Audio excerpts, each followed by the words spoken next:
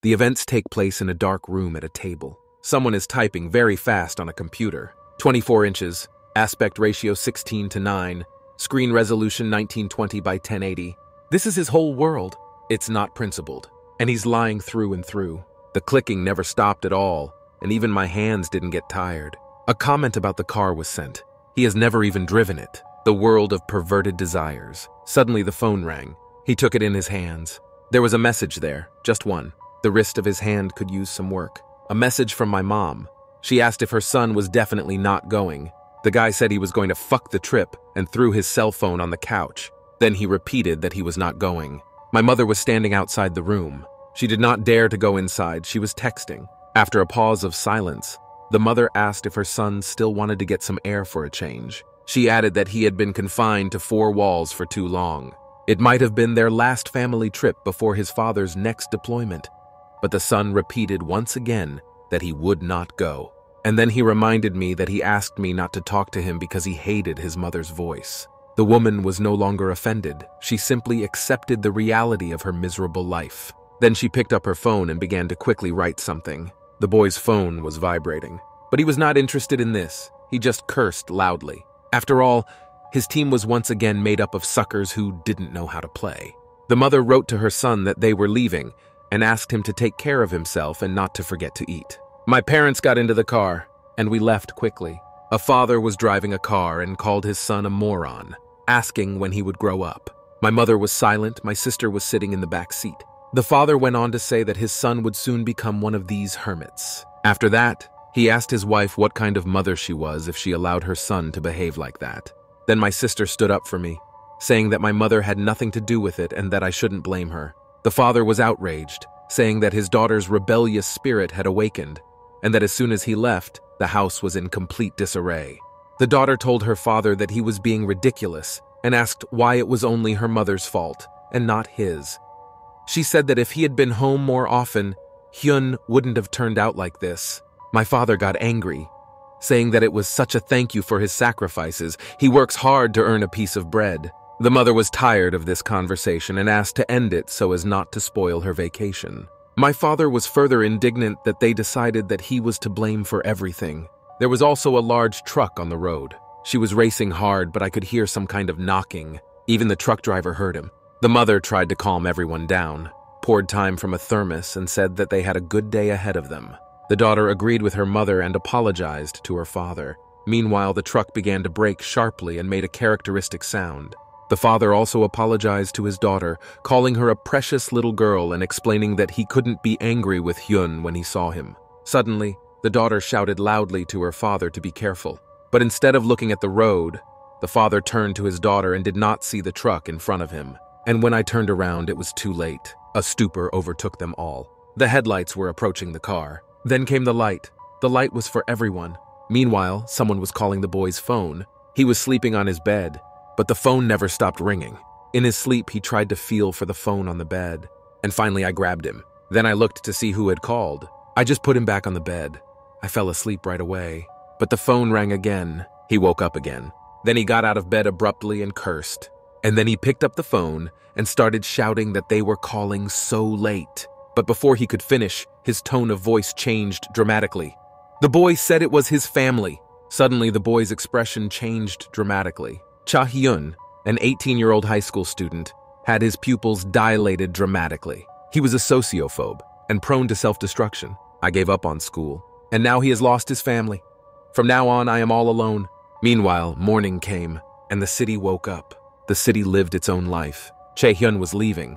I just walked in silence, bored. Suddenly, the wing of the lawnmower hit a rock and broke off. It flew right next to Cha-hyun and hit a tree. Everything happened so fast that the guy didn't even have time to react. His life could have ended just like that, if not for a lucky accident. He turned and looked at what had happened. There were no emotions on his face at all. The man who mowed the grass apologized and said that the boy was very lucky. He added that his instrument had a very strong force. Ye-hyun didn't say anything. He didn't even look at the man. But I went straight to him. It was on the way. The man apologized again when Jae-hyun came closer. He said that not many people worked on weekends because they were already mixed with shit. Then he abruptly stopped talking because he realized that it was a schoolboy in front of him. And then he changed the subject, saying that it was the first time he had seen Cha-hyun here and asked if he had come to visit someone. But the boy remained silent. The man took the lawnmower blade and waited for an answer. Chae-hyun quietly said that he had moved, looking down. It was so quiet that the man did not hear anything and asked again. Chae-hyun repeated several times that he had moved, a little louder. The man said he had heard that someone had moved into 1410 and asked if the boy was going to live alone. He answered again quietly that he was alone. But Chae-hyun was literally alone, permanently. The man heard nothing again and asked again. The guy repeated irritably that he was alone. Then the man fell silent, as if he sensed that something was wrong. Chae-hyun lowered his head down, avoiding eye contact in every way possible. The man asked if the boy had moved out of his parents' house too early, and then replied that everyone has their own hiccups, and asked when he would move his things. Chae-hyun replied that he would later in the evening. Then the man said that he would no longer harass the boy and asked him to come to his house in the evening. He would tell him how he lived here. I thought he was a very strange guy. Suddenly, the man's nose started to bleed. This has never happened before. Meanwhile, Cha-hyun had already gone inside. I took the elevator. Then he went to his floor. And then to room 1410. He threw his things against the wall. I went to the window and just stared out of it in silence. I looked at the city. I stood there for a while. And then he said that it was a god-forsaken hole. Then he abruptly closed the curtains to block out the sunlight. He sat down loudly on the floor. He put his head down and cursed. I thought that it was really a tragedy because the girl was very young, and my father is quite successful. The people who came to the funeral said that they were a wonderful family, but you can't say that about the son. He still hasn't come. Some woman said she had called him, but he did not answer. People were indignant at Cha-hyun, calling her all kinds of names. At that moment, I heard footsteps. People turned away in anger, and there we saw a calm Cha-hyun, walking forward in silence, not looking at anyone. I passed by that evil uncle. He said something offensive to the boy, but Cha-hyun did not answer him. People started shouting and discussing Cha-hyun's clothes, and there was such a noise. The boy said in a calm voice that he had checked. People fell silent and waited to hear what he would say next. After a pause, Chae-hyun said that he didn't really want to leave the house, but it was hard to believe. Then the boy reached into his pocket and took something out. Then he threw it on the floor. He said there were 3 accounts and only $20,000. Chae-hyun asked how he could live on this money. People screamed in shock. There was no face on them. Chae-hyun started shouting, calling everyone useless bastards and ordering them to answer how he would live on this money. The bald man was very angry. Then he told me to throw the bastard out. Someone grabbed Chae-hyun by the hood. All the men attacked him. Chae-hyun screamed. Then he was hit in the face. They threw him out of the room, and then they threw all the bills he brought at him. Chae-hyun tried to get up. After that, I wiped my face. My jaw hurt. He sat in his new home and remembered all this.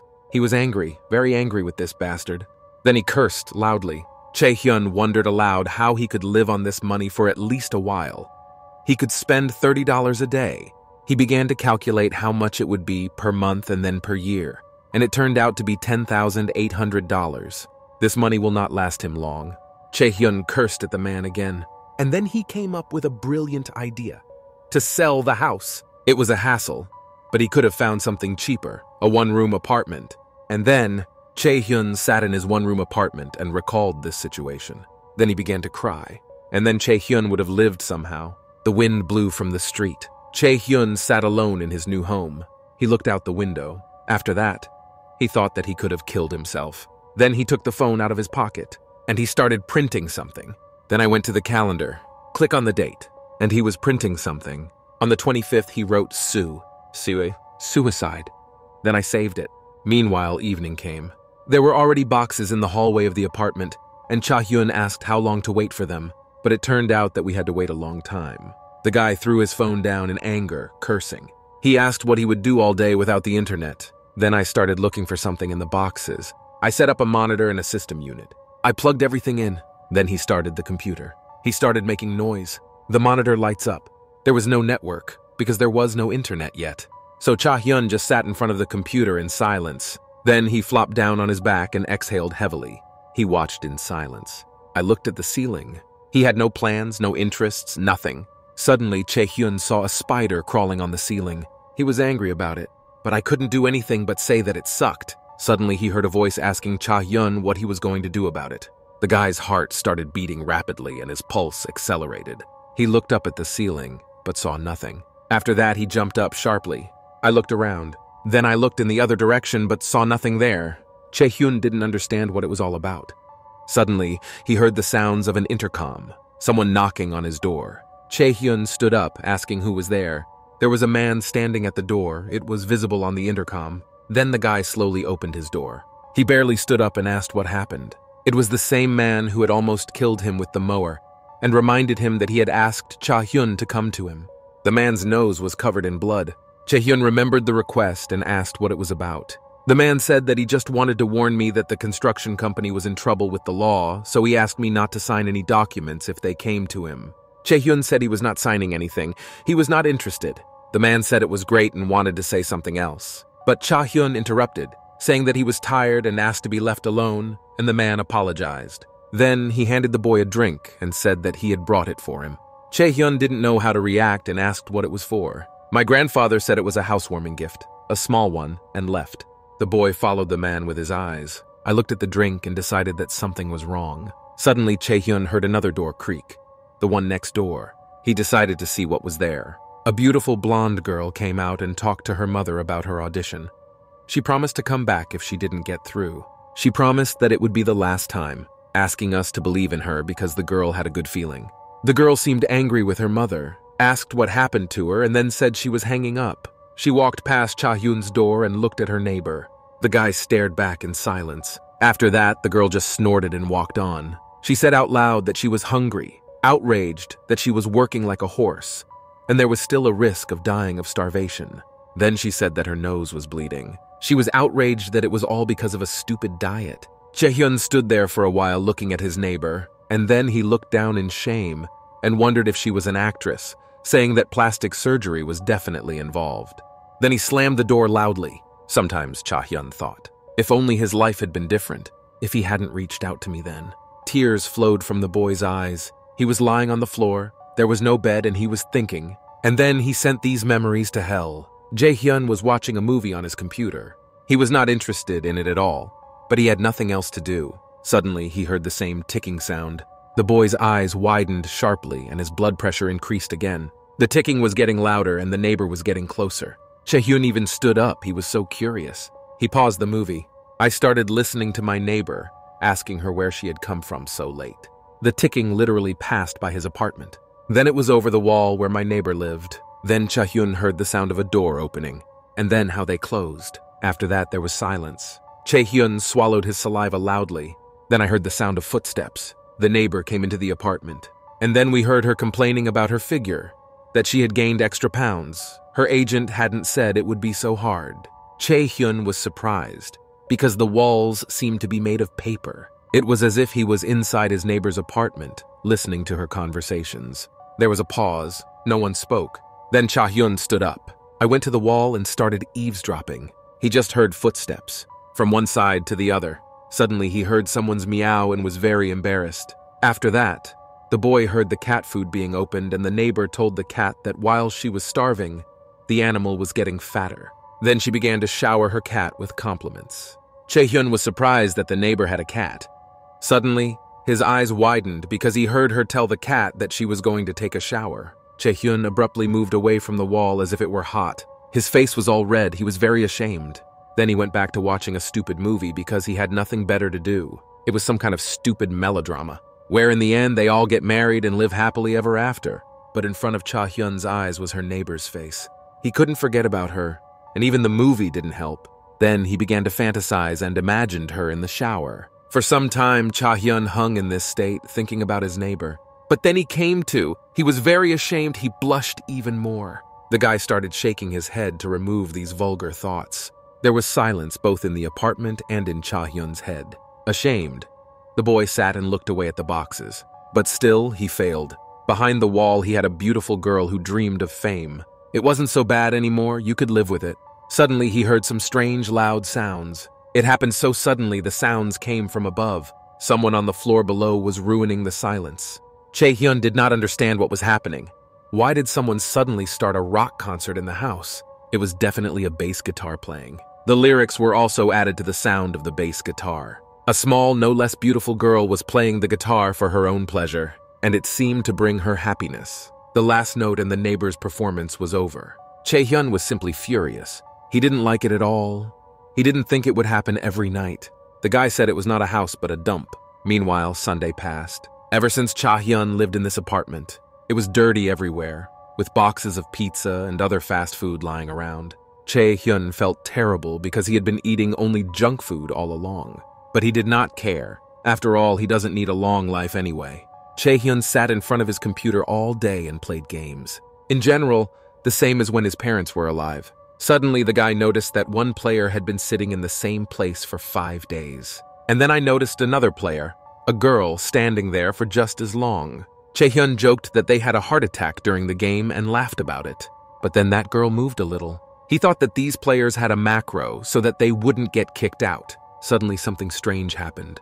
A player wrote in a public chat that his nose was bleeding every day, and he heard some voices asking if he should go to the hospital. Chae-hyun was in a stupor. Then the player wrote that the voices were telling him to kill his mom and dad and that his ears were ringing, like the roof was going to fall off. No one answered, so the player got angry and called his partners names, adding that he could have stabbed his parents with a knife while they were sleeping. Still, they answered him and called him an idiot, told him to do something else, and sympathized with the player's father. After that, the player replied that he would kill them, and then there were many different letters. They said he must have been typing with his feet and called him names. Then the player replied again with strange capital letters, but ended up with a message with a squeezed letter D. The players started to get indignant and demanded that the player stop spamming. Someone suggested that a cat had run through. Chae-hyun didn't write anything, he just called them all losers. Suddenly, those sounds from above started again. A neighbor organized a rock concert, right on schedule. Chae-hyun stood up from his chair, indignant that it was too early. Then he went to the intercom, saying that he had had enough. He recruited a security service, but the connection took too long. And no one answered. It seems that no one was there. Meanwhile, the events moved to the top floor of the building, or rather, on the roof. Someone tried to open the fence. A man was standing there pulling the handle. A man with a cigarette in his mouth was indignant that a lock had been hung here. He stood there for a few seconds in silence. Then he took out a lighter and lit a cigarette, saying that he didn't care. He didn't need to close the door. He stood there and smoked. After that, he was told that he could not smoke here. The man turned toward the sound. There was a small girl there, but she was serious. She said that she was always wondering who was scattering the bulls here every day, and it turned out to be a mafia owner. The man was outraged, saying that he was here for the first time. The girl came closer, and the hooligan told her that he was not a mafia man. He thought about the question of who he was back then, looked away with satisfaction, and said that he was just a good guy. The girl was angry. And then she shouted that if the mafia wanted to smoke, he had to go to the roof. And they even put an ashtray for him because his cigarettes stank the whole corridor. Then the man shouted that the roof was closed, and even if he wanted to, he would not have gotten in. After that, the girl calmed down a bit and asked why she was locked up. The man replied that he did not know, and then asked a counter question about what she was doing here. She was silent for a while, but she had a lighter in her hand, and it seemed that the man saw her. Then he started yelling at her, and the girl ran away. She screamed at her husband to mind his own business. He said he would tell her brother. Then the girl stopped and offered to buy her neighbor a burger, to which she was told it was too late. Then she said to ask the security guard to open the door, but her husband said he was not in today. Both could not understand where their bodyguard had gone. The events moved back in time, where a boy was being scolded by an adult at school for running someone over with his brakes. It was Cha-hyun's father, and he asked who did this to his son. He ordered me to come immediately. Suddenly, the man's expression changed dramatically. After all, someone entered the room. His father looked at him, letting go of the boy he was holding. "Cha-hyun, what did you hope for, you poor idiot? No one will protect you." Events returned to reality, where the boy was lying on the bed. Tears flowed from his eyes. He got up from his seat because he had that dream again. Then I picked up my phone and looked at the time. There was a message from an unknown number saying that no one had opened the door and there was no security guard, so the order was left at the door. Chae-hyun ran away cheerfully, because it was probably his ramen. When he opened the door, he saw that the box was torn open, and a few ramen were missing. Someone had stolen them. Chae-hyun looked away. He saw that the tracks led to a neighbor's house. Empty ramen packages were lying on the floor. Chae-hyun stood in a stupor for a while. Then he went to his neighbor's open door. He froze on the threshold of the apartment. There was a pool of blood right in front of the entrance. He looked back and noticed that traces of blood led to the neighbor's apartment. Chae-hyun recalled what the girl had said about her nose bleeding when they first met, but the guy decided that it wasn't her because she had drank too much. Still, he decided to go to the apartment and see for himself. He heard the sound of smacking. Ramen packages and noodles were lying on the floor. Chae-hyun was indignant, wondering why she was eating his ramen like that. Suddenly, something fell to the floor and rang. Chae-hyun looked closely at what it was. It looked like a cat collar. Chae-hyun stood and looked around to be sure.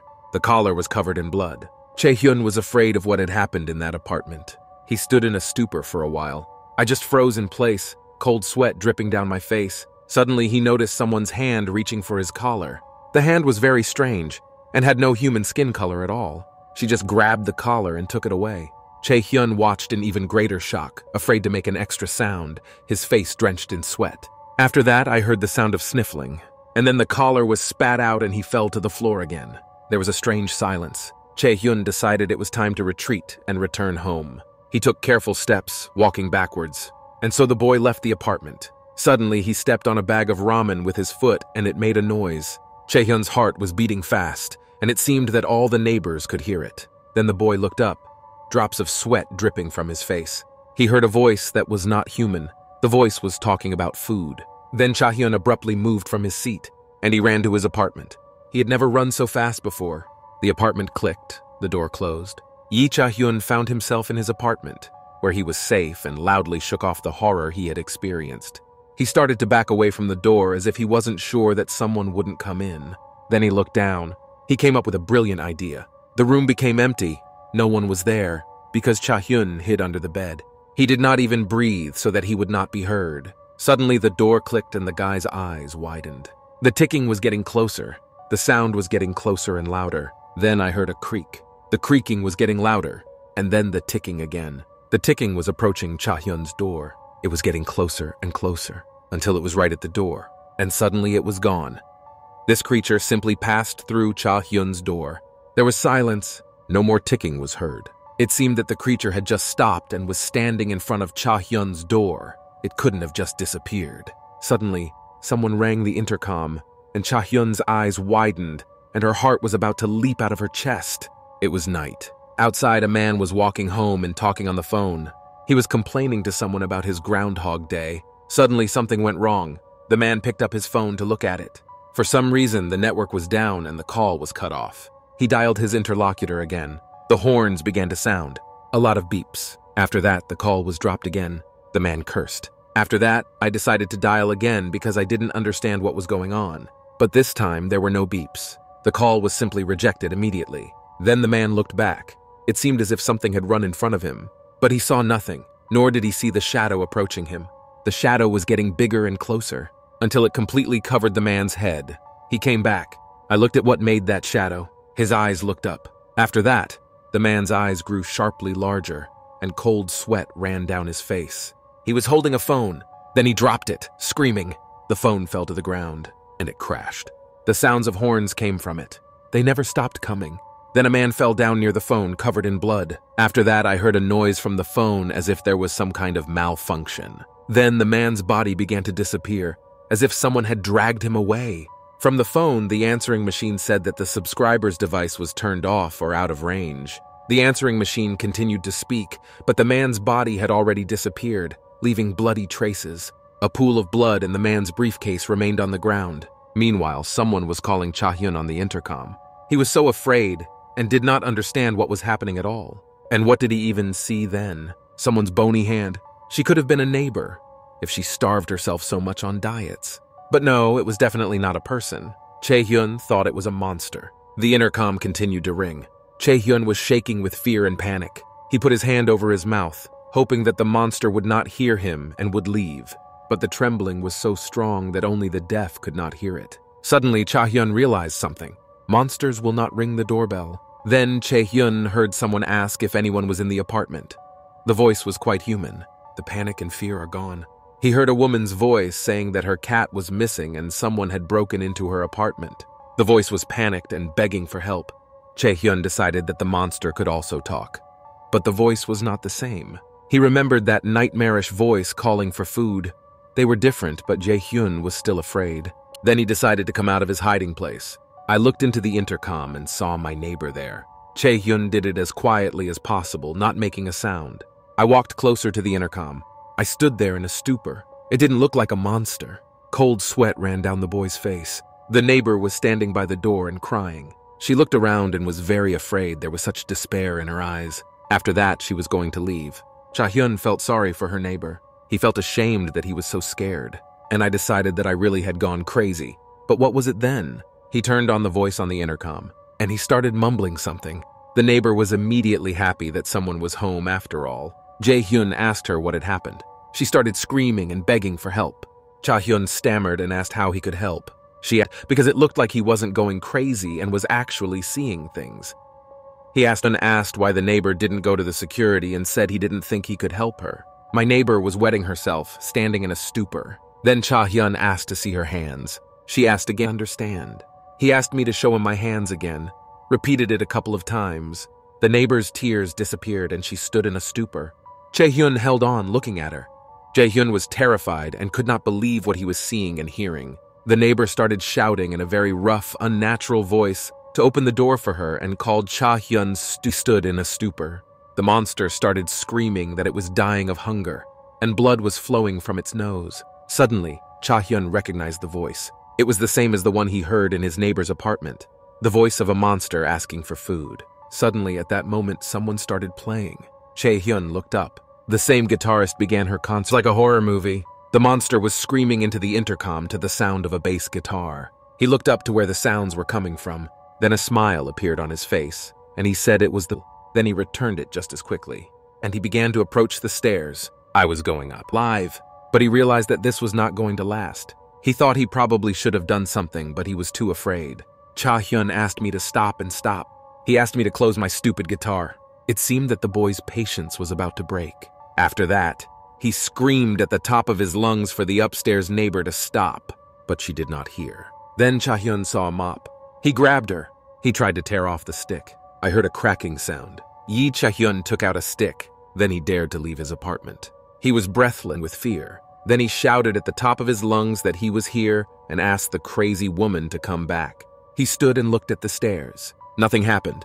Jae-hyun was trembling.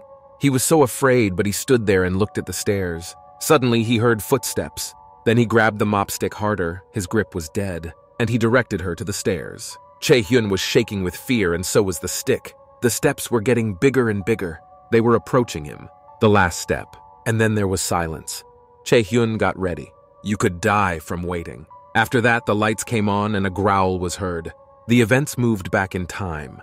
Jae-hyun was lying on the floor covered in blood, and the offender said that he didn't think the boy understood what he had done to deserve all this. But Jae-hyun should have known. That the reason is good. The guy was lying on the floor covered in blood, shaking and trying to say something. The offender began laughing and clapping his hands, surprised that the anger in his eyes had not diminished, and then added that this time he would beat the hell out of him. Then the offender pointed at the four of them. The guy was so afraid and started to get nervous. The offender smiled and said that now was his way out. The guy wanted to object to something. The offender asked what was going on, if they had become close to this loser and became best friends. The guy was even more nervous and cold sweat dripped down his face. After that, the offender laughed and pointed to the others, saying that they all called Jae-hyun their friend as well. Everyone was friends with this boastful loser. The offender told the poor man that he could have refused. No one forced him. But the guy took a stick, and the offender asked who he was walking with. He closed his eyes. Then he seemed to be taking aim. Jae-hyun looked him in the eye. The guy closed his eyes, swung the trembling stick, and apologized. Then a crunching sound was heard. The events returned to reality, with someone walking to the door. Jae-hyun didn't even blink. He just looked at me intently. He cursed. He thought that life had taught him nothing. I stood by the door waiting for the monster. Jae-hyun knew that he was no hero. Suddenly, someone stepped on the floor. The guy's heart dropped to his heels, and everything went cold. The man cursed that the elevator was not working again, and that he had been unlucky all day. He saw Jae-hyun standing in a fighting stance with a stick and was in a stupor. He was scared because he thought it was a monster. He could not trust anyone. The man stared back at him. Jae-hyun's face was drenched in sweat, and he could not say a word out of fear. Then the mafioso decided to speak first and asked what the guy was doing here. He asked if Mr. Kim had sent Cha-hyun, adding that he was tired of repeating that he did not work for the gangsters. The guy quickly fussed and mumbled something under his breath. Then the man just laughed, saying he was joking, and asked if Cha-hyun was from 1410. He walked closer to the boy and asked him if he had been robbed. Ye-hyun was afraid of such intimacy and wanted to deny it. Suddenly the man noticed something. There was a pool of blood behind the frightened Cha-hyun, and the man was staring right at her. He asked what it was. Chae-hyun trembled because he was the main suspect. The man went further and saw more blood leading into the apartment. It was like a horror movie. They stood together and looked down the dirty corridor. The man asked what happened here. Chae-hyun tried to explain. He was shouting and nervous, tears were streaming from his eyes, and he couldn't say anything properly. The man came closer and asked in an angry voice what Cha-hyun had done. He was angry that the guy was mumbling and asked him to say what had happened in a normal and clear way. Then a tearful Cha-hyun asked if the man had seen the monster. This question puzzled the mafioso. He was in a stupor. His aggression had disappeared. He looked around. Then he asked what the guy meant. Chae-hyun said in a trembling voice about the monster walking up the stairs. The man stood in a stupor. Then he asked again, and then Cha-hyun added that he looked like the girl from the neighboring apartment. Then the man took a swing at the boy, asking if he was mocking him. Suddenly blood flowed from Cha-hyun's nose. He felt it because there was too much blood. It was running down his face. The man did not understand what was happening. After that, something strange happened to Cha-hyun. His eyes became blurry and he staggered. And then he fell to the floor, and the man said that he had not touched him with a finger. But Cha-hyun fell unconscious. The man started waking him up and calling him Apartment 1410. But the guy did not respond, although he continued to bleed. The man shouted louder, even louder. Someone spoke to Hyun. He said he wouldn't tell anyone and the boy could trust him. He was a different Hyun. They are one, but at the same time they are not. Different but still similar, but he is definitely on Hyun's side. So he asked me to tell him what Hyun wanted. Suddenly the guy opened his eyes. He was lying on his bed. His nose was not bleeding. Cha-hyun abruptly got out of bed. He scratched the back of his head and thought that he had dreamt it all. Such a nightmare. Then the guy looked at his phone. I unlocked it, and I saw that the battery was dead. Then Cha-hyun turned on the system unit, and he sat down at his desk to play on the computer. He entered a game about the apocalypse, but I saw that there was no network. Chae-hyun did not understand what was happening. He started clicking the mouse. I tried to open another game, then another one, but he could not go everywhere for various reasons. It was very strange. Chae-hyun was outraged that everyone went on strike. Then I went online because I didn't know what to do without games, but it turned out that the internet was working, although the speed was like a turtle. On the computer, he saw a strange sentence. The first signs of monsterization. Cha-hyun was interested in this. He pressed it, and I saw strange signs. I could see the surprise in his eyes, and then fear and panic. After all, among them, he saw what he himself had felt and experienced. The guy abruptly jumped out of his chair. I opened the curtains in the room. Not being used to the sun, he squinted at it. But then his expression changed. He was scared and did not understand anything. Chae-hyun couldn't believe his eyes when he saw it. It was a guy named Cha-hyun, a high school student. He lost his loved ones. I was left alone. The city looked like it was after the apocalypse. Everything was on fire, burning with fire. And Cha-hyun, one-on-one, the guy remembered everything that happened. A strange hand, a neighbor who was screaming, a strange mafioso, and he realized that it was not a dream. Cha-hyun's nose was bleeding. He was face to face with the end of the world. Events have moved back in time. The girl who played the guitar was brought the same drink. The guard told me that if I needed help, I could contact him. She took the drink and thanked him.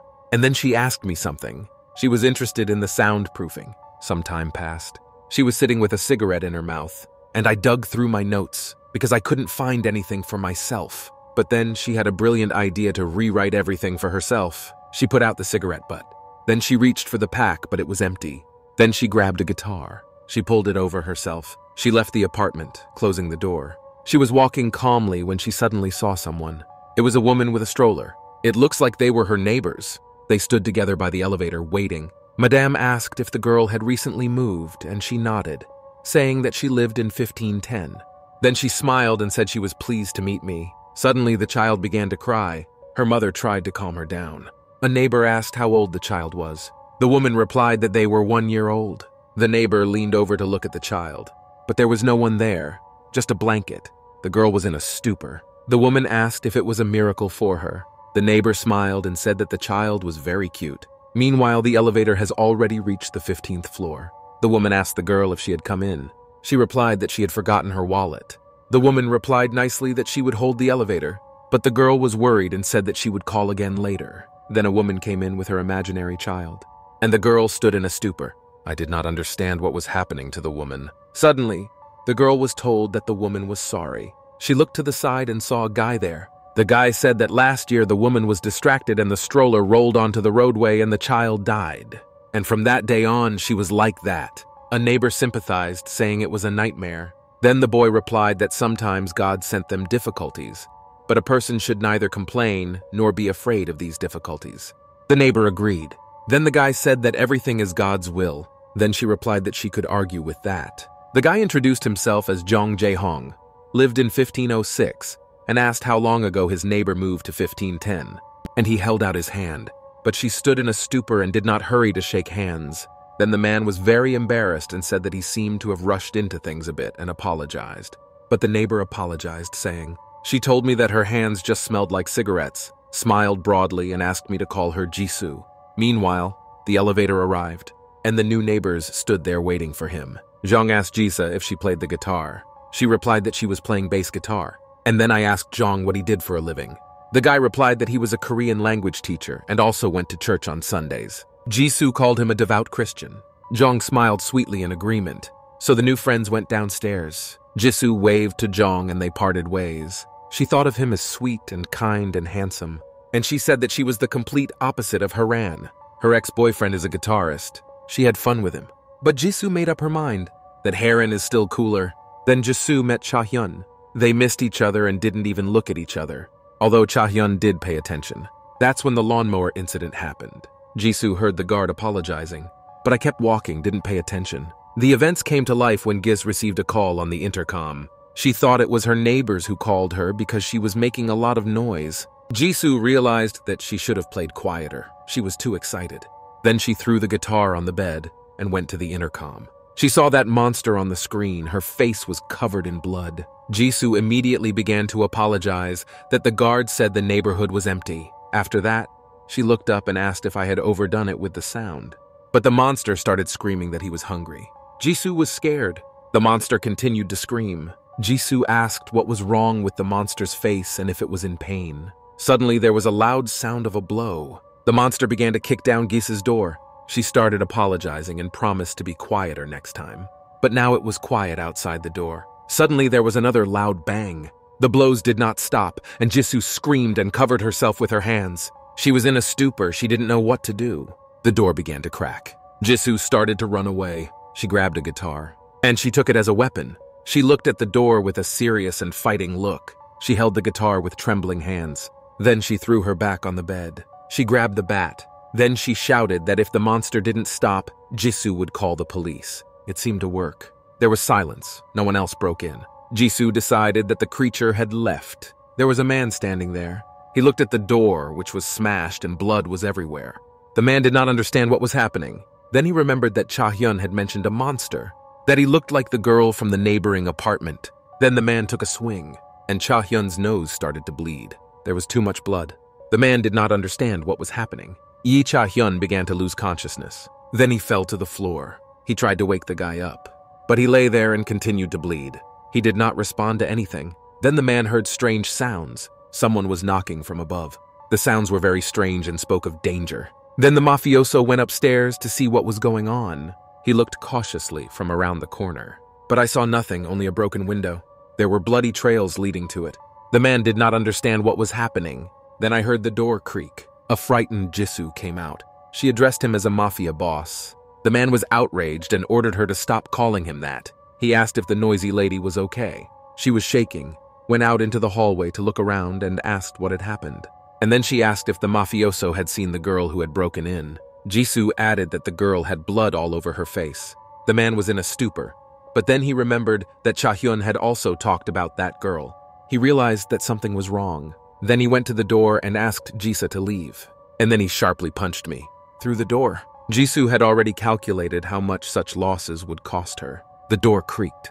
The two of them looked at the dents in the door, and the mafioso was thinking about the girl. Could the girl have left such a big footprint? Then he looked at the window to see if the girl could take up that much space. Sweat dripped down the man's face. Then he looked at the door again. In the wake of his fist, I compared the two dents, and I started to tremble, because it looked like it wasn't a girl. He screamed at Jisoo not to lie to him, but she swore she was telling the truth. At the time, Jisoo and the mafia were sitting by Cha Hyun's bedside and couldn't call 911. Jisoo suggested calling the police. The mafioso was outraged that it was the same story with the police. No one picked up the phone. Maybe there was a problem with the connection. Cha Hyun's nose was bleeding again, and Jisoo cleaned it up and said that his breathing was steady, so he was just sleeping. The mafiosi said that the guy just suddenly fainted and they didn't know what else to do with him. Jisoo said that the guards also did not answer and offered to go to their post herself. The mafioso objected, saying that it was dangerous and that someone might have actually walked around the room. The man added that what happened to the door was definitely beyond a person's ability. Then Jisoo asked what they should do in this case. The mafioso replied that he would take the guard post. He told Gis to wait for him here. Meanwhile, someone knocked on the door. Many people gathered, and an old man knocked loudly. I was screaming, saying that everyone had gone. People behind us whispered to understand what had happened. A little girl who was smoking looked around. A handsome, tall guy. Someone was on his way to them. A girl with red hair noticed him, and she called me like a mafia master. Her husband asked her what kind of meeting it was. I looked around. There was something strange on the glass. They were like behind bars. The mafioso asked why the shutters were like that. Then I ordered the little girl to explain what was happening, and she told me that the elevator was not working, and all the exits were blocked. No one answered in the security service. She said all this in one breath, then exhaled and added that there was no connection. The mafioso asked if they were now closed. The girl replied that it looked like it. Then the man asked where their old guard was. He was told that no one had seen him since the previous day and that no one was on duty. Then the mafioso asked about an emergency exit. The girl explained that the fire exits and the parking lot were also closed, even the underground parking lot. It seemed that the building was completely cut off from the outside world. The man began to think. He decided that maybe it had something to do with that monster. The girl heard this and asked again, but the mafioso told her not to worry about it and asked where her brother was. She replied that he had gone to get something. At that moment, the lucky brother came in. He was dragging a fire extinguisher behind him. The mafioso did not understand what was happening. He went up to that man in the green suit and asked for a second. The bald man did not understand what was happening, but he walked away. Then my brother raised the fire extinguisher high above his head. Then he hit him on the door. Everyone else stood in shock at this prank. The man in the green suit didn't like it and started shouting and calling names. He called the boy a piece of idiot. But in any case, it worked and the room opened. The guy went inside. After that, he turned on the light. But there was no one there. It was empty. A man in a green suit pushed him roughly and said that they would open all the exits first. I approached a panel and tried to figure it out. There were a bunch of switches and my husband wanted to figure out which one was from the main entrance. They were all signed, so it looks like he found one. People started whispering that they would finally be able to leave. The girl with red hair was very angry and called the old man a rude, smelly man. Her brother was positive and said that everything was open now. A man stood at the entrance and watched. Suddenly he turned back and saw something. His expression changed dramatically. After all, he was facing a huge monster. He looked like both a ghost and a dead man. The others also stood in a stupor and looked at this creature. Meanwhile, a rude man in a green suit was about to open the main entrance. He pressed the switch, and the shutters began to rise up, allowing this ghost to come inside. He stood politely at the entrance and waited for an opportunity to enter. The people inside were frightened and frozen in a stupor. Meanwhile, the entrance was open. The height of this monster was higher than the door. People started whispering whether the man was even human and what was wrong with his face. They noticed that his mouth was covered in blood when he opened it. But why did the man open his mouth? A long tongue began to come out of it, and the monster said that it would kill them all. People were in a stupor. The man at the door did not move when the monster began to stick out its tongue and approach the door. The others were also looking at it, and a rude man came out to ask if the shutters were up. And the monster took out its tongue. It was very long, and it was not clear where it came from. People continued to stand in a stupor. My brother asked me to put it down in a calm voice. The monster gained momentum with his tongue. Then he swung sharply. He made a hole in the glass by hitting it. Now his tongue was inside the house. The man at the door started screaming. His tongue was about to get him. My brother told me again to lower the shutters. Glass began to fall. There was a lot of noise and screaming. My brother shouted again to lower the shutters. Meanwhile, Jisoo was sitting with Cha-hyun. The boy was sleeping quietly, but his computer was working. The internet was open there. And those symptoms are the first signs of monsterization. It was all very strange and mysterious. Meanwhile, the glass broke into small pieces. Frightened people stood in a stupor. We watched what was happening. Meanwhile, the monster had already gone inside and crossed the threshold. He walked right through the glass and didn't care. Then he started wagging his tongue again. The man at the door stood in a stupor, tears streaming from his eyes. But I realized that I had to run away, because the case was fatal. He fell to the ground. His knees and hands were trembling, and he urinated under his pants in fear. The monster wagged its tongue to one side. Then he hit the man with a swing. Everyone was frozen with fear and panic. The monster held the man above the ground and then heard the sound of snorting. Drops of blood were running down my tongue. Like a vampire, he drank all the blood out of this poor man. And when I was done, I just threw it away like junk. The parched body fell to the ground. His face was frozen in the same surprised pose. The rest of us continued to watch in fear. The mafioso began to panic. The little girl hid behind her brother. Other people were also in a stupor. And no one thought of running away. The monster shouted that it was not enough and needed more. A man in a green suit fell to the ground and shivered. Then panic broke out. Everyone was screaming and running away. It was a real chaos, but the man was still in a stupor and shaking.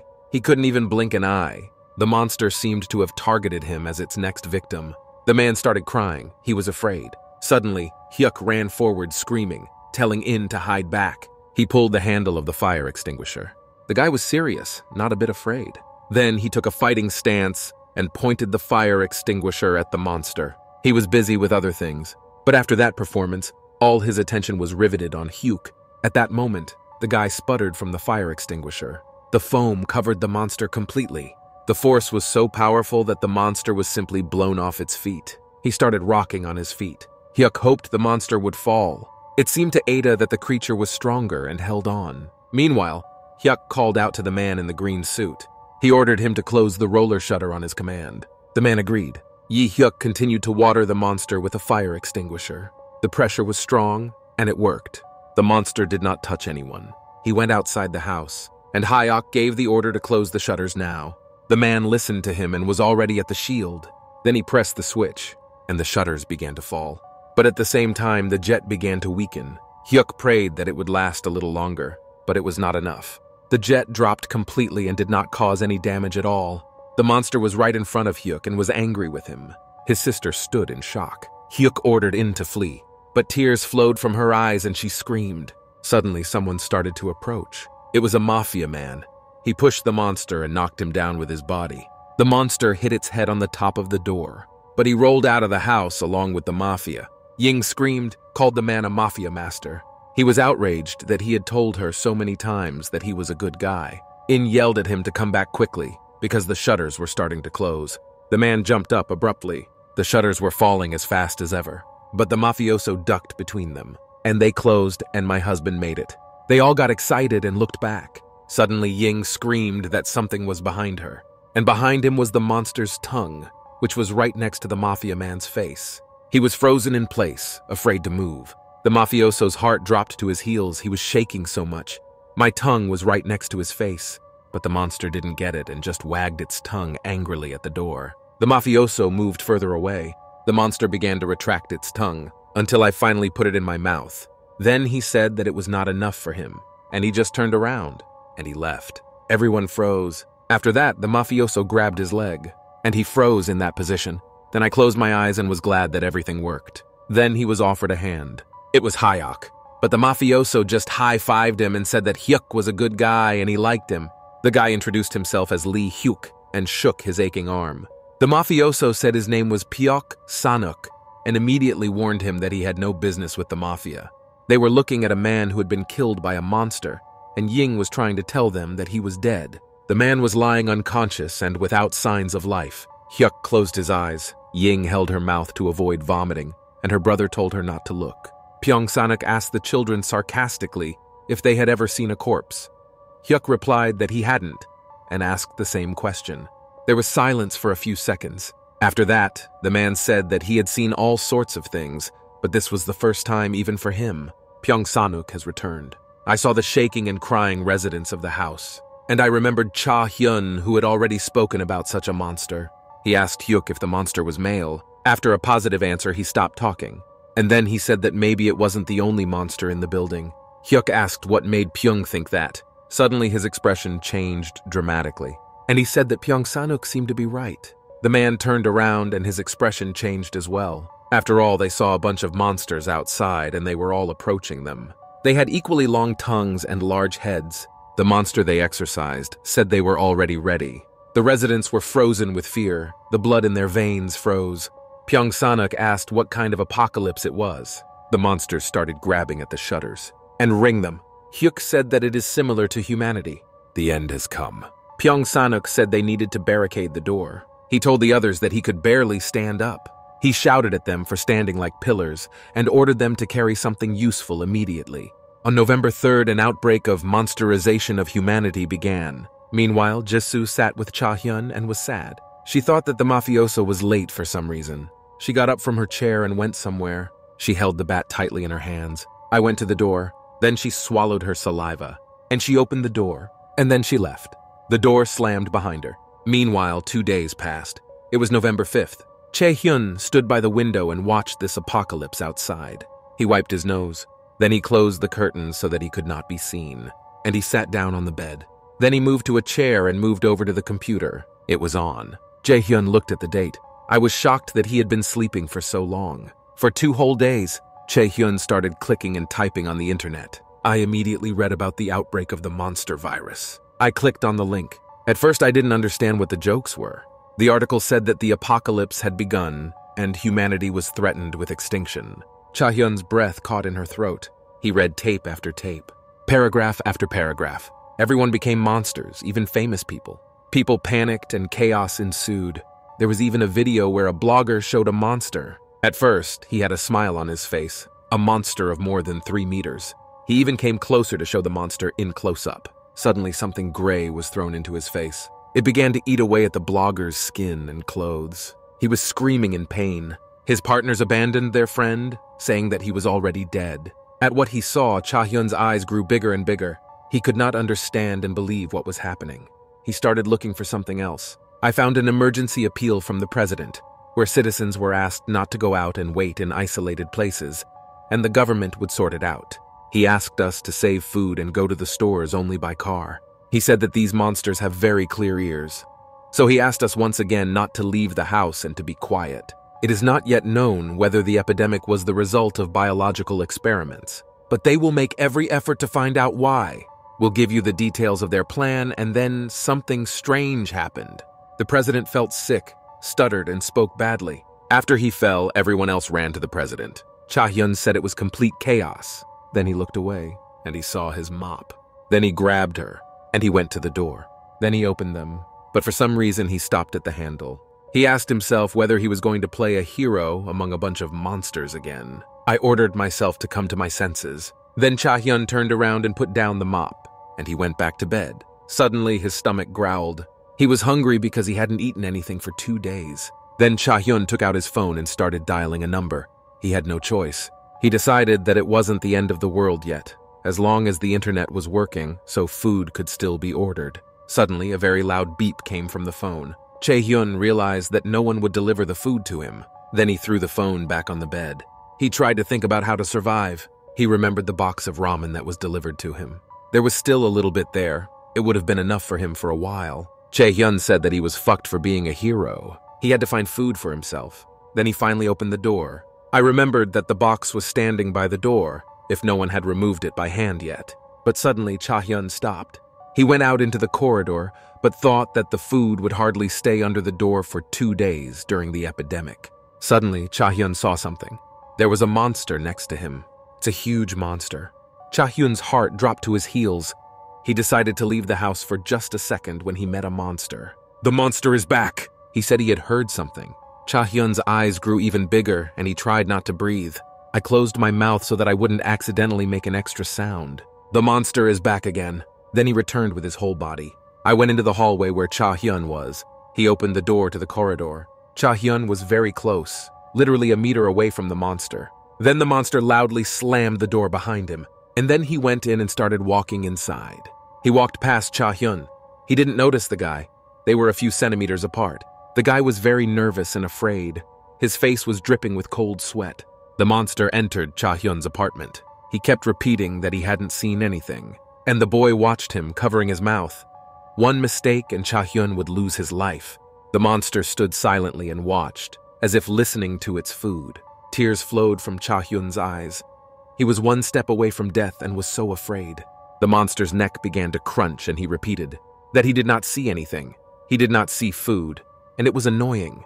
Then he raised his head up and shouted loudly that he hadn't seen anything. Chae-hyun wondered who had last entered his room. The two of them stood like that for a while. It seemed to last forever. It was a monster. The real monster is in his apartment. Chae-hyun did not know what to do out of fear, and all the thoughts in his head were mixed up. But even if I did, I still couldn't move. He could not even lift a finger. Cold sweat was pouring down his face. The monster came to Cha-hyun's bed and started touching everything. He was probably checking to see if there was anyone under the covers. Chae-hyun watched in silence, but then I realized that it seemed that the monster was blind and therefore felt everything in its path. The monster froze for a second. Then he turned around and walked on toward the computer. He kept touching everything, but he didn't see Cha-hyun, but he heard it. The boy wondered if the monster could really be blind, but he had no head and therefore no eyes. Perhaps someone took it away. Chae-hyun noticed a mop stick next to him. He thought that in that case, perhaps he will be able to kill the monster. The monster still checked everything on Cha-hyun's desk. There was a phone on the bed. Chae-hyun was able to move a little and reached for the mop. His hand was shaking so badly, he thought he could have hit the monster behind him on the neck. The phone had 99% of its charge. Chae-hyun gained courage and determination. He gripped the stick tightly and decided to kill the monster. But there was one problem. The phone was charged to 100% and made a loud sound to notify you. The monster immediately turned to this sound. Chae-hyun also trembled. It was so unexpected and so untimely. Then the monster abruptly swung his arm, which suddenly became very long, and he hit the bed. The phone fell to the floor. It was as if thousands of thorny branches came out of the bed, which clearly posed a threat. Chae-hyun was shocked and opened his mouth. He didn't think the monster was capable of such a thing at all. The branches immediately began to pass a little at a time. After that, the monster took his hand away. But there was a dent in the bed and parts of the monster. Chae-hyun realized that it was a bad idea, a very bad idea. Then his gaze fell to the side. On the bathroom door, the guy began to tug lightly on the handle. To go inside and hide there, it seemed like a good idea, and it seemed that everything worked out for Cha-hyun. He closed the door behind him, and the monster did not hear anything. And now Cha-hyun was inside. All he had to do was let go of the handle. It clicked softly. Chae-hyun stood silently by the door, waiting for what would happen next. The monster also froze. The guy was shaking, but he breathed out with relief. The monster heard nothing. He just stood silently in front of the wall to the bathroom. It all happened in the evening. Meanwhile, night fell. Cha-hyun's apartment was empty. The guy was sitting in the shower and was silent. His body was trembling. He was always afraid, not knowing whether the monster had already left. Chae-hyun remembered how the monster came inside. He didn't hear the front door open, so the monster must still be there. But how long had Cha-hyun been here? His stomach growled and he was hungry. He looked at the sink. Then I got up and thought that I should at least drink some water. He did everything in a very reverse way. His hands were shaking. He turned on the tap and filled his palm with water.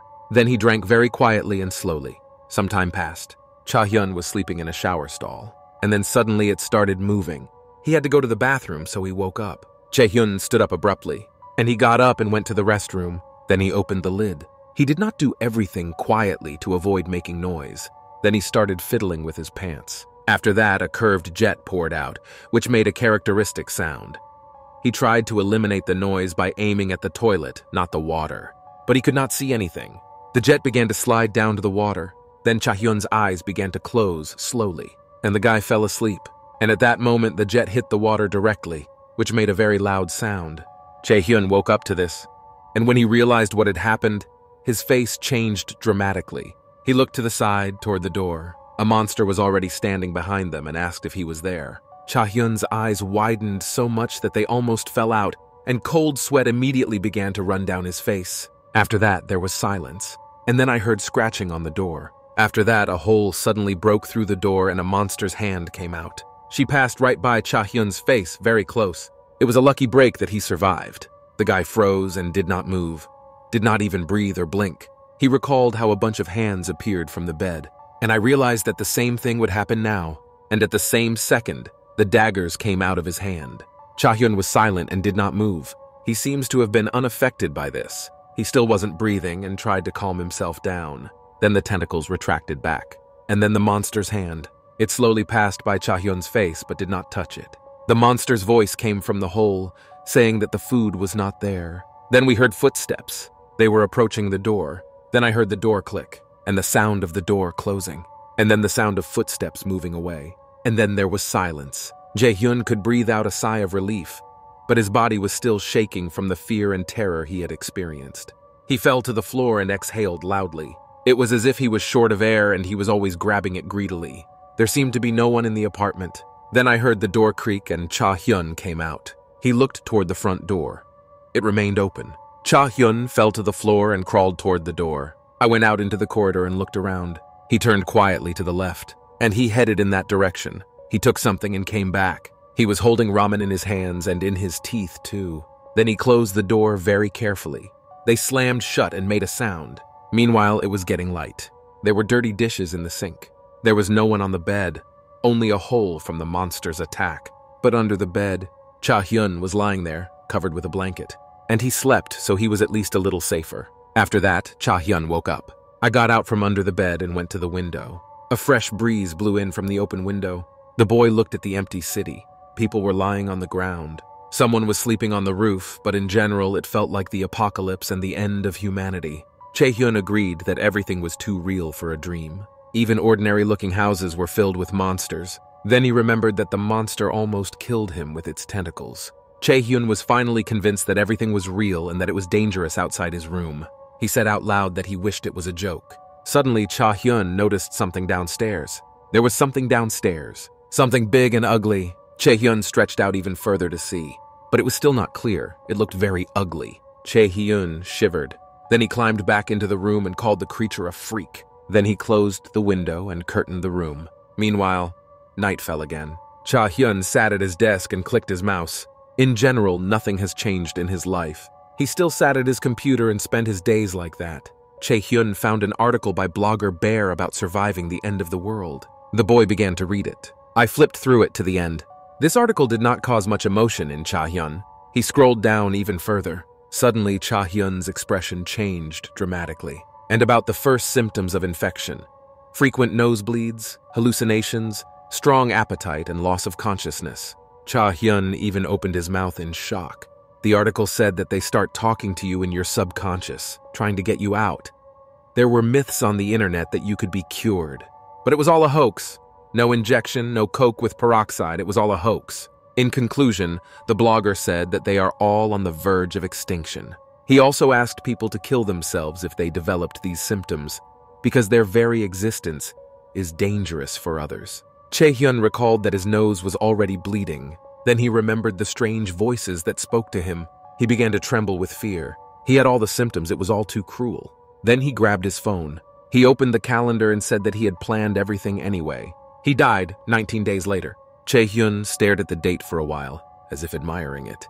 Then he threw his phone on the table. He leaned back on the seat of his chair, and he looked up. He always did this only on one occasion. When I thought about my family, I envied them that they at least died in a human way. The corners of Cha-hyun's lips dropped down as if he were about to cry. Suddenly, he heard a knock on the door, and his expression and mood changed dramatically. He turned to the sound. It turned out that the knock was not on the door, and out the window. Then the guy abruptly stood up and headed for the window. He stopped for a second in front of the curtains. Then he finally decided to open them, and I saw in front of me that huge monster that was down there. Cha-hyun's face changed dramatically. Her eyes widened. There was another knock on the window. The monster stared at the boy with its eyes. Chae-hyun stood in a stupor and was afraid to move because he didn't know what he expected from this monster. It turned out that it was just a head, but the guy didn't know about it. My head started to go down. Chae-hyun was watching. Then I stood there in silence and waited for what would happen next, and then he sat down on his knees. He simply had no face on him. He did not understand what had happened and what it was all about. Meanwhile, morning came. Chae-hyun closed the curtains with a latch. He opened the refrigerator door, and I looked at the emptiness. A mouse just hanged itself there. There were only some leftovers. Then Cha-hyun slammed the door back shut. He went to his workplace. I plopped down in a chair, and he looked at the computer monitor. November 7th, 7 a.m. For a while, Cha-hyun just stared at the computer in silence. Suddenly, he had an idea. That he might not even live to see the 25th because there was no food. But the most important thing is the signs of infection, as well as contact with the monster. It was not safe even inside the apartment. Jae-hyun wondered how he would end up. Will he be eaten by a monster or will he become one? After that, there was a pause in his head. The guy was not thinking about anything. And then he remembered the man who was yelling at him. He saw him for the last time before he lost consciousness. But 2 seconds later, Chae-hyun became indifferent to the man and sat down at the table. I went online, opened the tabs. He was surprised. What was still working? He opened the movie, which was supposed to be released on November 25th. Then he scrolled down, and he clicked on the notification of the list of those who won tickets to the movie's premiere. These people could see the movie before anyone else. Among these people was the name BLLK. It was Cha-hyun. He won the spot, but the screening was not until the 25th, the day of his scheduled death. The long-awaited finale of Mary from Heaven. Chae-hyun wanted to watch it so badly before he died. Then I closed the notification. I noticed that there hadn't been a single comment since November 5th. He decided to write it himself. He asked if anyone was alive there. Chae-hyun wrote very quickly. He was a professional at it. He added that he had no food left and had not yet become a monster. But without food, he would not last long and would simply die in his apartment all alone, like an outcast. Then I sent this comment. It was the first on the list. Chae-hyun looked at his comment in silence. And then he laughed at himself and asked what he was doing here, how he had lived to see this. Then he clicked on the comment again, and he clicked on delete. But I didn't have time to do it because I saw something. A new comment appeared there. Someone wrote that he was still alive. Crew was also alive. Cha-hyun's eyes widened in surprise. He clicked on the nickname. I wrote to him personally and asked how he was doing, and he sent this message. I was looking at the computer, waiting for a response. I was expecting more. But then his enthusiasm ran out and there was no response. Suddenly, Crew replied that it couldn't get any worse. Jae-hyun's heart was racing. He hadn't spoken to anyone for a long time. The interlocutor asked if the boy had been affected by monsterization yet, to which he replied that he had been very much affected, and the process had begun. Crew said that everyone's monsterization was different and asked if Cha-hyun could be congratulated on her period of pain. The guy even laughed and called the other man a troll. Jae-hyun asked where his employee lived. He was told that he had never asked such a question in a chat before and joked about whether they wanted to share food with him. The guy replied that he had no food and would probably die of hunger before he planned to commit suicide. And the interlocutor asked why he decided so. For some reason, Chae-hyun fell into a stupor as if this question had knocked him down. He didn't understand why he suddenly decided to tell a stranger everything, since he didn't even know him. Yi Cha-hyun replied that he had planned it for November 25th, but doubted that he would live to see that day. Crew laughed that Cha-hyun was going to watch the last part of the movie and then commit suicide. Chae-hyun asked what happened, to which Crew replied that his life was a complete bottom that had no light. For some reason, Cha-hyun was not offended by these words, and he wrote that Crew itself was a complete bottom. He replied that he lived in a small, one-room apartment, and that he and his neighbors had closed the first floor and cut off the building from the outside world. Choi-hyun said out loud that Crew should have been happy to not be locked in 4 walls. Crew later wrote that they wanted to get the medicine, but there was no chance. Moreover, they were running out of them and had to join forces with the upper floors to save those trapped. Chae-hyun was outraged, saying that they were crazy if they were going to play heroes. Crew also wrote that the elevator was broken, so they would have to take the stairs. But there were infected people on every floor. Cha asked why not just wait until the military rescued them. He was told that they could not wait, because many people needed their help right now. Cha told them to climb the rope out the window. Crew said they thought so too, but it was just a matter of words.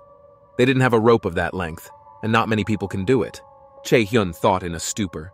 And then Crew added that outside there was a monster with eyes all over its head climbing through the windows. Suddenly, Cha-hyun's eyes widened dramatically. He read the message again. I could not believe it. It could not have been a mere accident. He remembered that monster with eyes. Kru said goodbye, saying that people were waiting for him. Chae-hyun shouted sharply for the other man to stop and wait for him. But Kru left the chat. Chae-hyun was alone and didn't know how to contact him. Lee Hyuk was sitting on the other side. He turned around and said he had to go. At that time, the evil Ying came in and asked what he was doing there, because everyone was waiting for him. Lee Hyuk apologized, smiled, and said he would leave. Then he put on his briefcase. They went out to the others, and there was a mafioso waiting for them. The ground floor was really closed with different furniture, all windows and doors. The people there were also ready to fight. Everyone is serious. The mafioso asked if they were ready. Lee Hyuk smiled and said it was time to go. Humanity was on the verge of extinction, and Cha-hyun thought that his little world would never change, but he was wrong. The worst thing happened. The internet disappeared. Chae-hyun got to his feet. After that, he fell down next to his bed, thinking that he would definitely not live to see November 25th. He hadn't eaten anything for a long time. Then he looked away, at his hands, or rather his wrist, which was scarred. He doubted that the movie Mary from Heaven would be released. Then he decided that maybe he should commit suicide before he became a monster. At least then he will die a human being. Then Cha-hyun looked up. There was a spider on the ceiling. He wondered if it was normal to die alone in a godforsaken hole. Then he remembered his family again. In fact, Chae-hyun often thought about them. He thought that, in general, he shouldn't have cared about the loser. Then Cha-hyun recalled the words of Kru, who said that they wanted to save the upper floors where he was. Chae-hyun thought that Kru would not save anyone. He kept looking up at the ceiling. A fly flew near the spider. After that, she was caught in his web. The spider now had food. Chae-hyun thought that while he was dying of hunger, the spider in his apartment had a pore. For some reason, he was happy about it. He told the muse not to twitch. After all, it had already been eaten. He called her a poor thing. Suddenly, the fly got out and ran away a second before the spider almost ate it. Chae-hyun jumped out of his seat. The fly escaped just like that, even though it seemed impossible. Chae-hyun was shocked. He started laughing at this. Suddenly, he heard some strange sounds. They came from the window he had curtained. Chae-hyun didn't like it. Maybe it was that monster with the eyes again. There were some unintelligible words, but in general, the voice was human. Chae-hyun began to worry and wondered if he should look out the window. Then he heard someone asking his father not to go anywhere. Chae-hyun cautiously approached the window. The sounds were getting louder. Someone was begging him not to go anywhere. Then the boy dared to go out of the window and look. He put his head down. I saw a man, probably my father, coming down from the floor below. Chae-hyun thought it was apartment 1210, and his father said he would go down to get some food. He was watched by two small children who were crying. The father asked them not to cry so that the monsters wouldn't hear, and asked Soo-young to look after Jong-soo. The man served in the special forces, so he promised to return very soon. Chae-hyun was shocked that the man was going to come down. He thought it was too dangerous. Suddenly, his eyes widened sharply. He saw some other people downstairs. But no, it turned out to be that monster with the big head and eyes. And he was definitely getting closer to his father.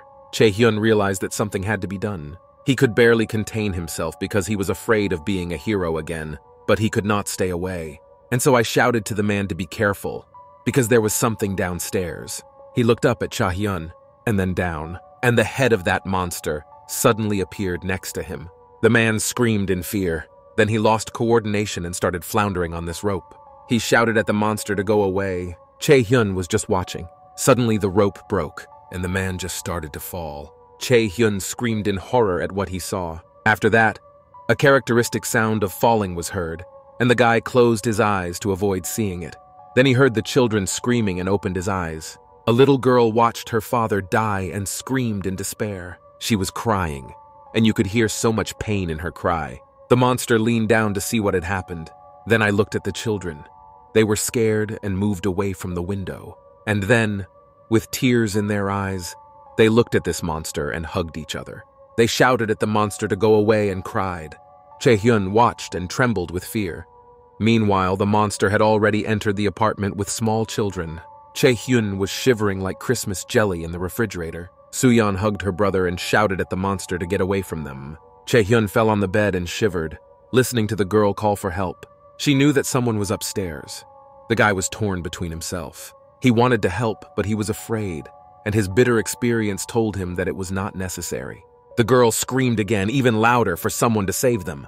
Then Cha-hyun looked up. Then his computer went down. He threw it off. And he hit the monster right in the neck. After a characteristic crunch, his eyes began to close. The monster's head fell out of the window, and it began to fall rapidly downward. Chae-hyun shouted for the monster to die faster and called it a bespectacled man. After these words, the monster's eyes widened sharply. He was furious, and he quickly flew behind Cha-hyun to his window. He realized that trouble had come and ran away from the window. He grabbed a stick. The monster flew into his apartment, breaking the window. Cha-hyun had his back to him. Then he abruptly returned. He lifted the stick up, and he swung at the monster. Chae-hyun acted on automatic, didn't think about what he was doing at all. He was driven by his hero and his instinct for self-survival. The events were transferred to memories. Hyun and some guy were walking along. One of them was on crutches, so Chae carried his bag. The guy thanked his friend, saying that he got an A because of him. Cha-hyun's grades have also improved markedly. Mitya told her son how proud she was of him. In sports, Cha-hyun was also one of the best. He won, and his classmates were proud of him. The girls themselves offered to meet him. He even rescued a dog from under a car. In class, the teacher wished everyone a good weekend, but Hyun raised his hand. He thanked me for the lesson. His friends knew that Hyun was doing everything right. The girls thought he was very cute, and that he is very kind. His teachers considered him a real hard worker. His parents were proud of their son. Everyone loved Cha-hyun. But so what? All this disappeared in an instant and made no sense anymore. Chae-hyun, he still was, a nobody. The boy attacked the monster screaming, tears streaming from his eyes. Then he stuck the stick into the bed, but the monster dodged it. Chae-hyun's eyes widened dramatically. He hadn't expected this. Then the monster began to wrap it around him, and then he squeezed it like a boa constrictor. He began to strangle him and he couldn't breathe. He could barely speak, trying to get out of the death grip with his hand. But the monster was stronger, very strong, and Cha-hyun began to tremble. After that, he closed his eyes because he started to lose consciousness and cried. Suddenly, he heard a voice asking him if Jae-hyun wanted to breathe. The guy stood in a stupor and suddenly came to his senses. The voice asked him if that was what Cha-hyun wanted. The boy was silent, just trying to get out. Suddenly, he grabbed a stick and hit the monster right in the eye. He couldn't see where he was aiming, but by the blood that spurted out, he realized that he had hit the target. The monster began to let go of Cha-hyun, and the boy pressed the stick harder and harder, until the monster got out on its own. Chae-hyun fell down and the monster ran away from him. His head, or rather his eye, was bleeding a lot. The monster tried to get out of the apartment through the window backwards, but Chae-hyun didn't want to do that. He turned around and looked at the monster, loudly recoiling. Then he took a fighting stance. He held the stick tightly and shouted to be heard. In fact, Chae-hyun was afraid and shaking, saying that the only thing he wanted was to be alone. The monster froze and looked at him. Cha-hyun came closer and shouted what he wanted to see, screening of Mary in heaven. Then he stuck the stick with all his might into the monster's other eye. The monster fell on the bed. Chae-hyun squeezed the stick harder. Then he abruptly took it out, and he inhaled loudly. There was a lot of blood and broken glass on the floor. The monster was lying on the bed, exhausted but kept twitching. After that, his head seemed to begin to swell. Chae-hyun shook his head loudly, regaining consciousness and realizing that he had just defeated the monster.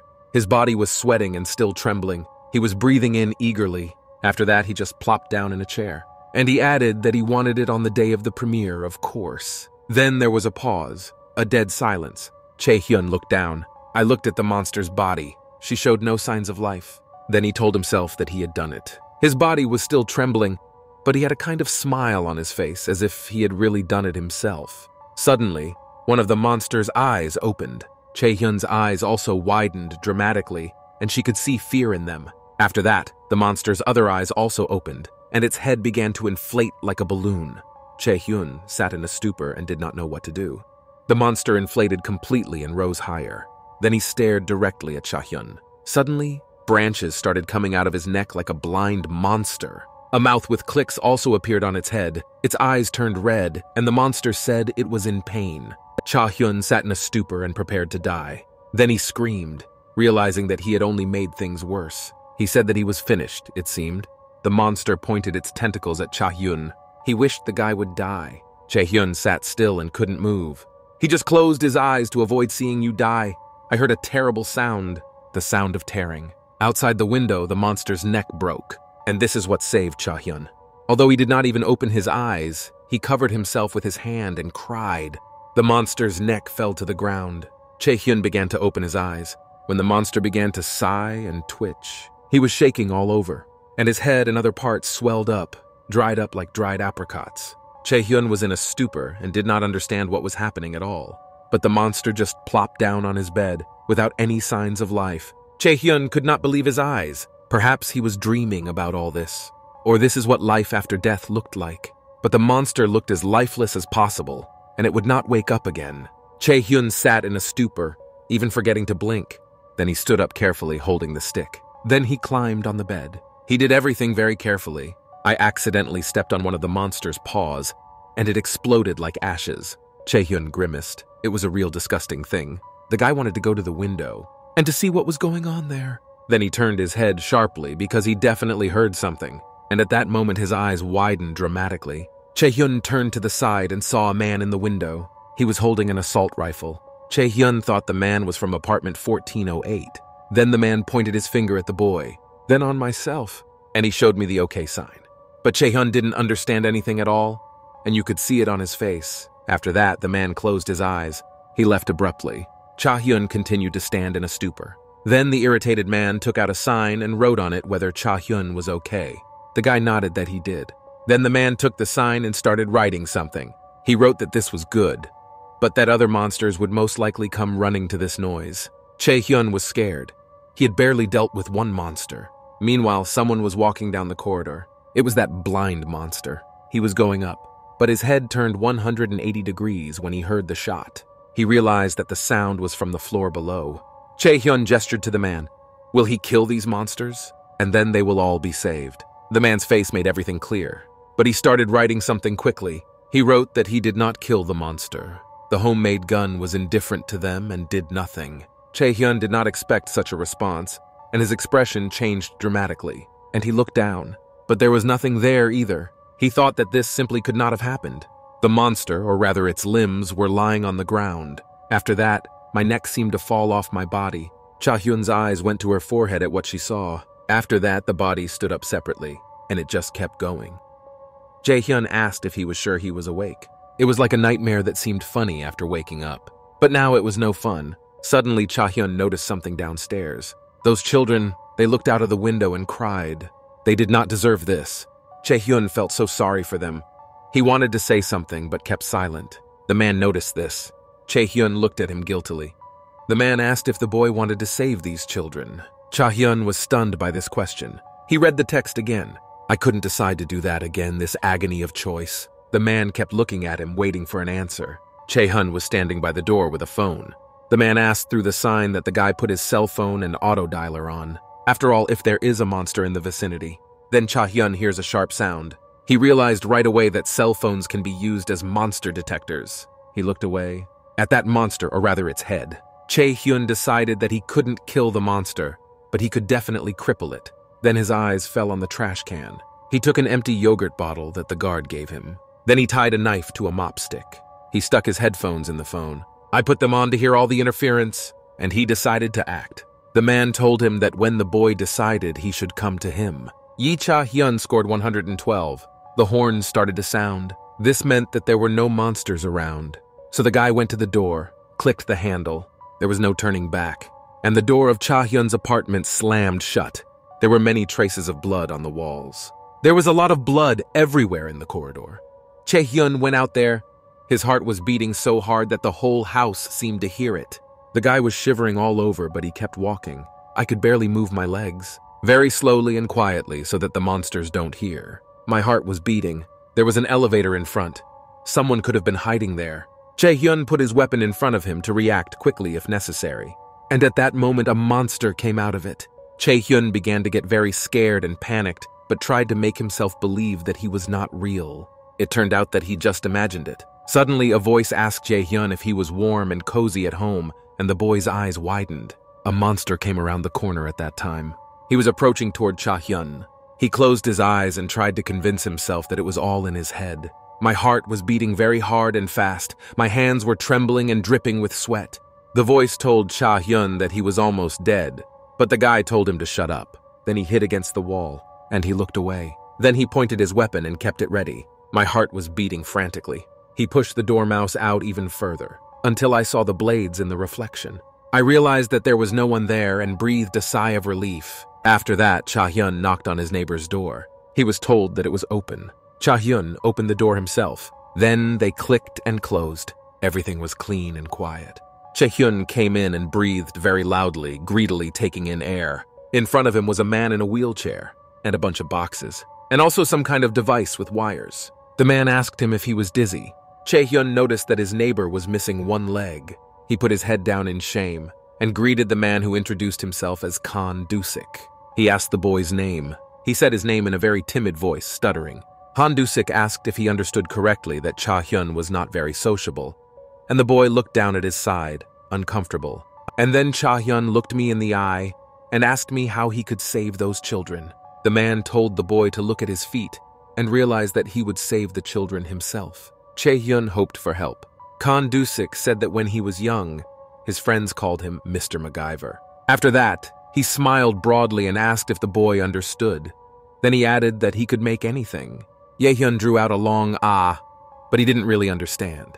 Han Dusik realized this, and he explained what he was trying to say, that he could make something really useful out of Cha-hyun's cane. He looked at his product, which he considered perfect. Then he gave it to Han Dusik. The man set to work. Cha-hyun looked at his new weapon in pleasant shock.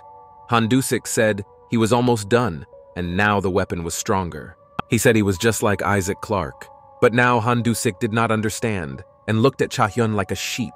Then he asked the boy if he had seen a blind monster in the corridor, and he said that half his head had been blown off. Whenever Cha-hyun recalled him, he felt cold inside. Han Dusik said that he did not understand who had done this to him.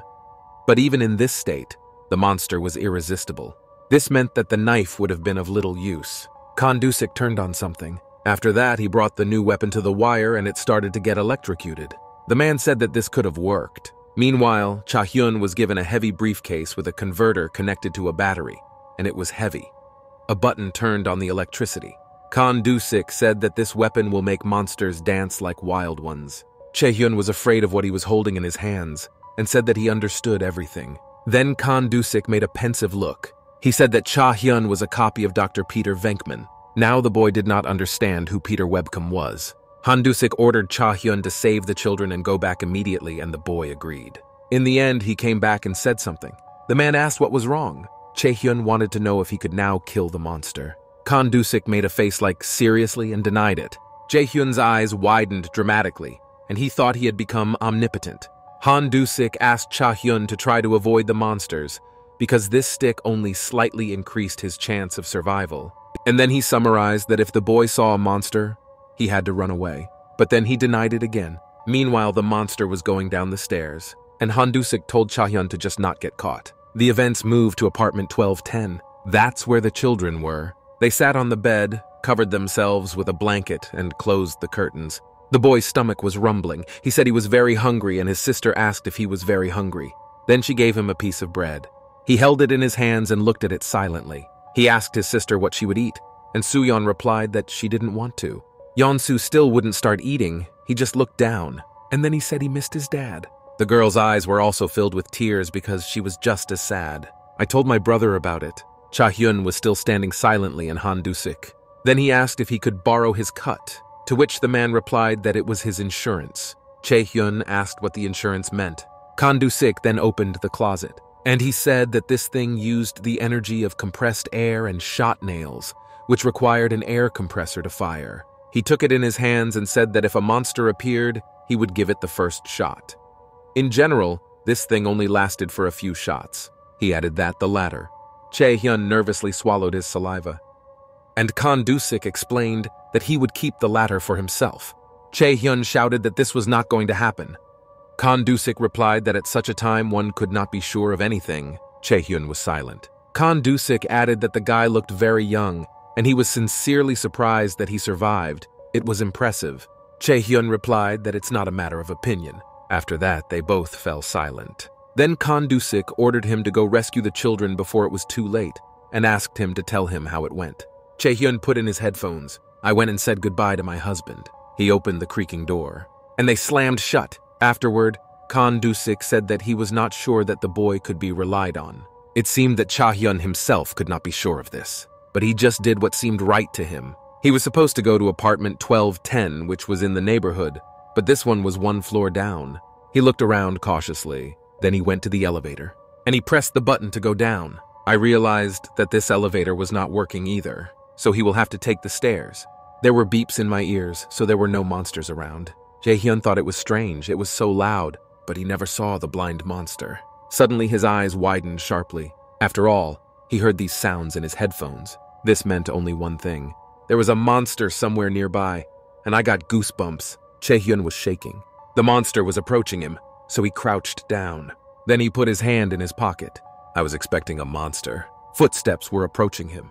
They were getting closer and louder. He remembered Han Du-sik's words to run away when he saw a monster. But then he said, "Just don't get caught."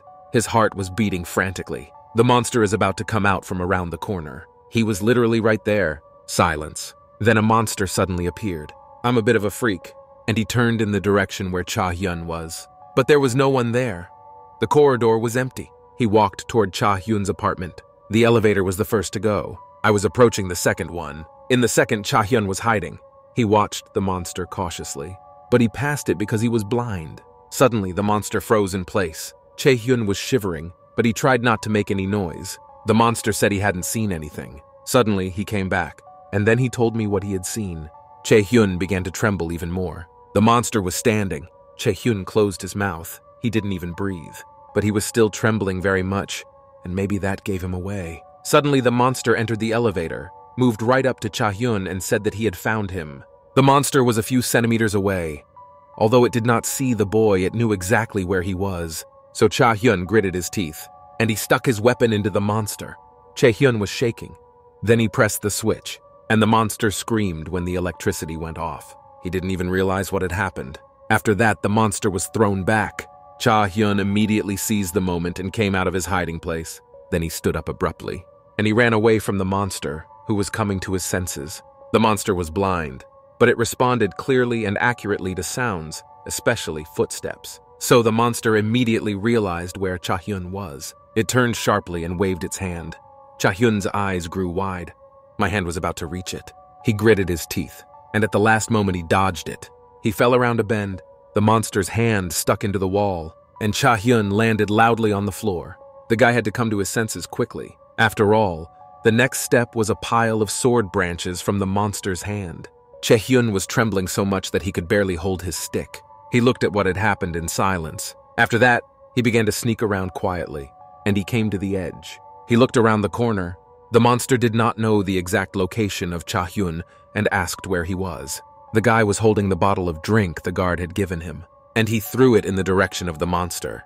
It flew right by him, and she crashed in front of the monster. The monster reacted immediately, and it stuck its hand precisely in that place. Chae-hyun imagined that it could have been him, but he crept closer to the monster and gathered courage, and he swung his weapon.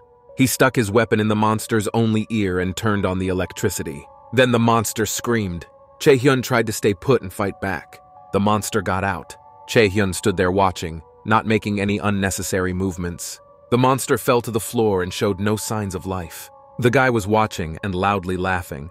The monster looked dead and fried. Chae-hyun was coming to and checking that the monster would not harm him now. After that, he told the monster to go to sleep forever. Cautiously, he started to walk back. I was approaching the edge. Then he carefully turned it around, and he went to the exit. He's back. He looked around again to make sure he wasn't being followed. Then he closed the door well. It was the door to the stairs. Jae-hyun began to shake. Then he flopped down. He sat there and just shivered. I was recovering from what I had just experienced. But then the guy pulled himself together, gathered all his courage, and he got up, telling himself that he had to move on. There were only stairs and probably another monster ahead. For a while, Chae-hyun just stood there silently looking at the stairs. The light sensor did not work because the guy could not see anything. He reached into his pocket.